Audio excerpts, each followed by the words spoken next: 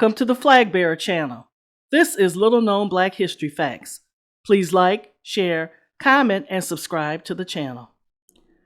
The Legend of Black Caesar, Pirate King.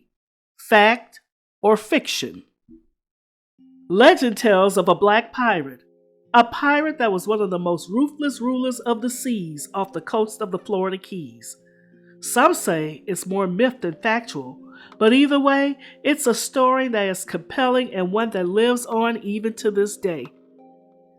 Spain's weakness in controlling its kingdom's vast empire in the New World allowed pirates to operate freely off the coast of Florida. Piracy lured many blacks to sea under the skull and crossbones. During the golden age of piracy, in the late 1600s and early 1700s, a pirate ship was one of the few places that a black man could attain power and money in the Western Hemisphere. Some of these black pirates were fugitive slaves in the Caribbean or other coastal areas in the Americas. Others joined pirate crews when their slave ships or plantations were raided. It was often an easy choice between perpetual slavery and freedom through lawlessness. Nearly 1/4 of the crew members on pirate ships were black.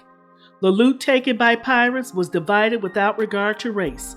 Thus, piracy was probably the first equal employment opportunity available to blacks in the New World. For some blacks, piracy was considered better than enslavement. While many were still mistreated and forced to do the lowest task aboard ship, some captains established revolutionary equality among their men, regardless of race. On these ships, black pirates could vote, bear arms, and receive an equal share of the loot. Pirates often used the channels that separate the Florida Keys as hideouts. They used Biscayne Bay and the surrounding area for resupplying fresh water and meat, and for hiding from intended prey or hostile warships. As ships rode the Gulf Stream on their return trips to Europe, some weighed down by treasures looted from native indigenous peoples of the New World, the pirates often attacked with unmerciful violence. One of the most famous black pirates was Black Caesar, who raided ships in the Florida Keys in the late 1600s. He preyed upon ships sailing off the Great Florida Reef near present-day Miami. The stories that remain may be more myth than truth. The story told is that he was an African chieftain who had evaded capture by slavers several times before succumbing to a cruel deception. His fate took a dark turn when he and about 20 of his warriors were deceived by a cunning slave trader.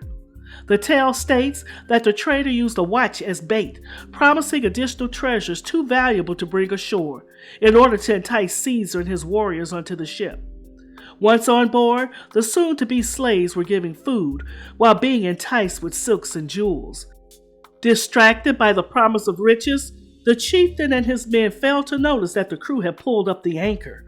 While they were distracted, the ship began to set sail, and by the time Black Caesar realized it, it was already too late. Despite their attempts to resist, the captured Africans were overpowered by well-armed crew members. The promise of valuable treasures turned into a treacherous journey across the Atlantic. The ship made it to the coast of Florida. There, fate intervened in the form of a violent hurricane. The ship was caught in the midst of the storm's fury, resulting in its destruction and the tragic loss of almost everyone on board. Amidst the chaos, Black Caesar and one crew member who was white managed to find a lifeboat filled with ammunition and supplies. This lifeboat would become their lifeline and the starting point of their friendship and their journey as pirates. Using the lifeboat, Black Caesar and his new comrade devised a clever scheme to continue their survival. They posed as shipwrecked sailors in distress, luring passing ships that stopped to offer assistance. Once the unsuspecting vessels drew near, the duo revealed their hidden guns and demanded supplies and ammunition. Threatening to sink the ship if their demands were not met, they used intimidation to acquire what they needed. This cunning ruse allowed them to amass treasure over time. However, the partnership was not destined to last. A woman seized from a ship became the source of conflict between Black Caesar and his comrade.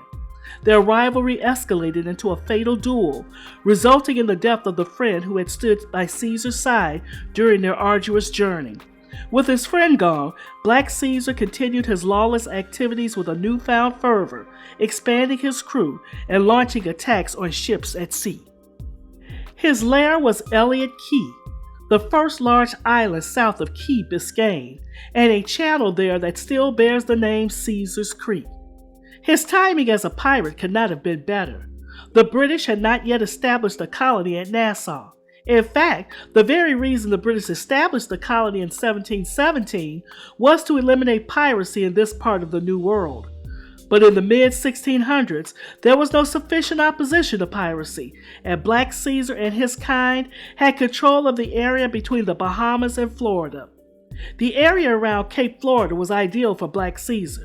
The Florida Straits provided an unending parade of prizes, and when needed, the bay granted a magnificent avenue of escape.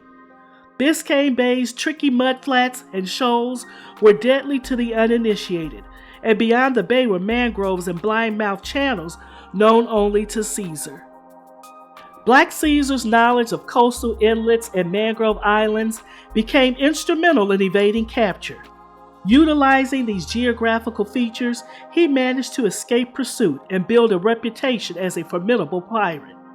As he plundered ships on the open sea, his notoriety grew and his name struck fear into the hearts of sailors and merchants. Allegedly, Caesar had a harem of women taken from passing vessels and kidnapped sailors and travelers with the intention of securing ransoms for their release. Black Caesar built a business recruiting several pirates for his crew and began a brothel on the island using women he had captured during raids. The enterprise got large enough that they were able to sail out and attack ships that were a good distance from the island. However, they could always escape using the canals and inlets around the Florida Keys. Caesar finally left the Keys to join Edward Blackbeard Teach's crew.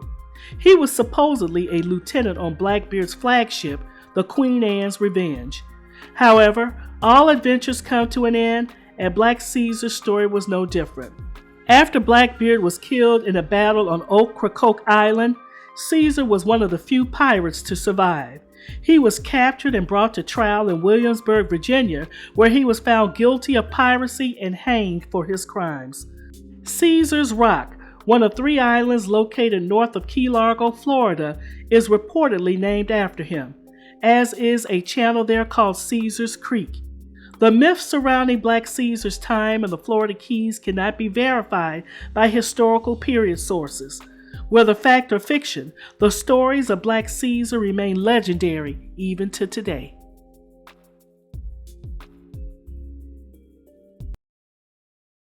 Until next time, if you like little-known history facts as I do, please like, share, comment, and subscribe to the channel. Press the bell to be notified of future uploads. Thank you for watching.